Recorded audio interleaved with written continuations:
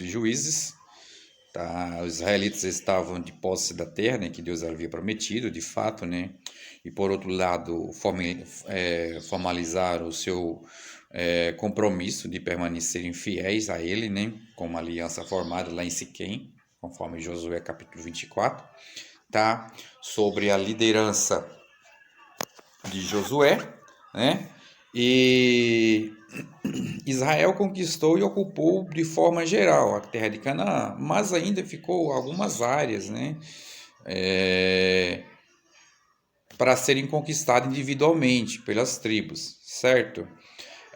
No caso, depois da morte de Josué, houve decadência generalizada, ou seja, morreu o líder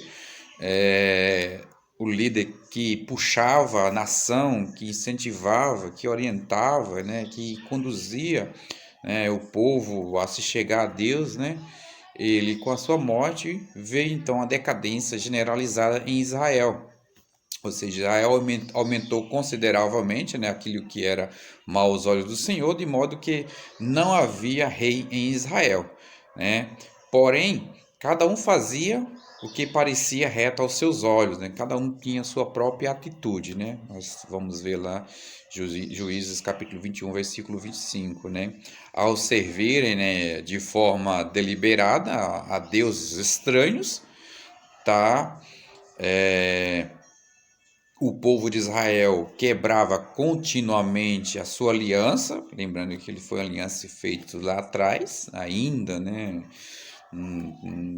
bem atrás lá com Moisés, e foi sendo renovada essa aliança, porém aqui com a morte de Josué, quebrou-se essa aliança, eles quebravam, eles não tinham coordenação assim de servir, de permanecer servindo ao Senhor, sabendo que foi Deus que deu a terra, né, uma terra que produzia, né, de forma brilhante, né, os produtos para a sobrevivência deles, né, e eles viu porque não tinha mais um líder. Moisés, ou aliás Josué, estava morto, né, e eles cada um vivia do seu jeito, né? Ah, eu penso assim, eu vou fazer assim, vou servir assim, vou adorar assim, né? A minha tribo, cada um foi tipo vivendo do seu jeito, né? E que da forma que achava melhor, tá? Eles quebravam continuamente, né? A aliança feita com o Senhor. Em consequência, Deus os entregava nas mãos dos opressores, de certa forma, né? Aí o motivo, né? Por isso que a terra de Canaã não foi conquistada 100%, né?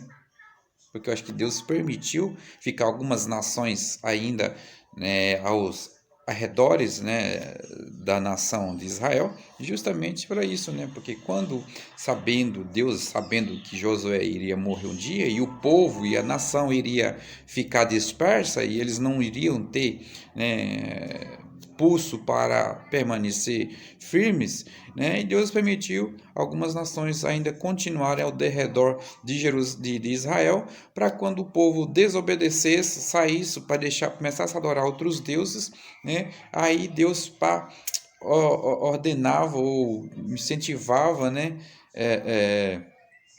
Outras nações para vir se levantar e oprimir a nação de Israel, para que então o povo voltasse novamente para a presença do Senhor, tá? Foi nesse propósito aí, tá? Então, as consequências sempre tinham, né? Como forma de castigo por não ouvirem a sua voz, né? Porém, cada vez que o povo clamava ao Senhor, ele, né, com sua fidelidade, levantava um juiz, né, a fim de prover libertação ao seu povo, né? Estes juízes a quem o Senhor escolheu, e ungiu, o seu espírito era o porta-voz, né, os porta-vozes de Deus na terra, enquanto eles viviam, né, haviam paz na terra, mas era só eles morrerem, né, porque sempre que levantavam juízes, não ficavam, não permaneciam, né, era um período só, né, e então, quando eles morriam, o povo voltava de novo a praticar os atos desagradáveis ao Senhor, como no caso a degeneração moral principalmente como também adoração a outros deuses, tá? Então, a conclusão, né, que temos é que o livro, enquanto Josué é um livro de vitórias, né, o livro de Juízes é um livro de derrotas, tá? Porque o povo de Israel vivia em constante derrotas, tanto derrotas na vida espiritual quanto derrotas na vida na vida social, né? Viveu nesse dilema total, tá? Aí nós temos o autor do livro, ele é anônimo, tá? A história é bem interessante. Se nós formos pegarmos para estudar o livro de Juízes, é bem interessante, porque o livro ele vai contar todinho, passo a passo, né, a situação que viu o povo. E hoje, se nós trouxermos para a nossa vida hoje, praticamente o povo, a igreja hoje está quase entrando nesse dilema, né? Porque constantemente nós vemos a igreja tomando rumos e tomando direções que desagradam a Deus. Aí precisa sempre vir algo diferente para poder o povo se despertar e voltar perseguição ou prova, ou, né? Não, eu estou falando aqui não só a igreja de forma geral, né? Como também igreja no sentido individual, membros, tá? Mas o livro de Juízes sempre é uma atualidade nas nossas vidas, porque quando está tudo bem, às vezes nós esquecemos de Deus, né? Mas aí, de repente, quando vem um aperto, nós corremos para os pés do Senhor, pedindo graça e misericórdia, né? É isso que acontece. Então, foi exatamente isso que aconteceu com a nação de, é, de Israel, tá? O livro de Juízes é uma atualidade nos dias de hoje, tá? O tema do livro é sobre semeando e colhendo, né? Semeando e colhendo, ou seja, a lei da semeadura é real, né? O próprio Jesus fez ênfase a isto, tá? Que é a lei da semeadura, você semeia e você vai colher, não adianta, tá? Como também aquilo que plantamos vamos colher, assim se sucedeu depois da morte de Josué. Deixaram de observar, né, a palavra de Deus e eram guiados pela razão. Naqueles dias, pessoal, não havia rei Israel. Cada um fazia o que lhe achava reto, tá? Cada um fazia o que lhe achava reto. Observe Juízes capítulo 21, versículo 25, né? Que na verdade isto é uma tragédia, né? Dos males, né, cometidos, dos males que cometeram o povo escolhido, né? Deixaram o seu Deus, né? No caso, o manancial das águas vivas, né? E cavaram cisternas, né? Cisternas rotas que não retém águas, né? Jeremias capítulo 2, versículo 13.